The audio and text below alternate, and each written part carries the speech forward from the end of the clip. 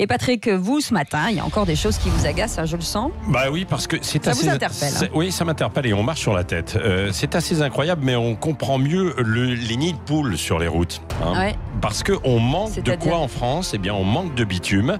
Vous ne rêvez pas, on est en 2019 et oui, et il y a actuellement une crise d'approvisionnement à tel point qu'il y a une réunion d'urgence aujourd'hui parce que selon les spécialistes, on craint de manquer donc de bitume à partir de mi-septembre pour les gros chantiers publics et les routes. C'était déjà le cas avant l'été. Alors pourquoi il y a ce problème? Pourquoi on manque de bitume quand même en France? Il faut regarder du côté des pétroliers parce qu'il ne reste plus que 8 raffineries en France. C'est trop peu, trop juste.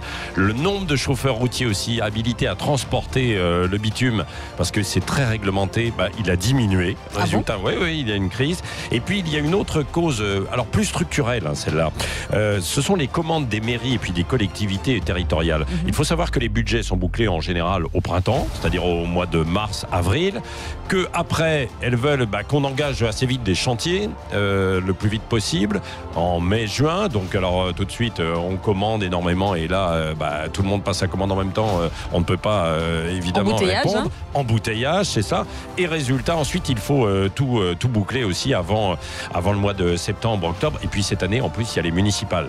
Donc, oui, vous comprenez. Et puis le fait qu'il y ait la sûreté. Oui, et le fait qu'il y ait beaucoup de chantiers un peu partout en France, hein, dans toutes les villes, ça ne vous a pas échappé. Vous avez compris. Donc ce n'est pas seulement qu'on marche sur la tête, mais qu'on va rouler sur les routes défoncées, sur des chemins de terre, quand les rues ont été justement défoncées par les travaux. Et c'est le cas aujourd'hui dans beaucoup de villes. Je comprends mieux d'ailleurs. Je comprends mieux certaines choses. Oui.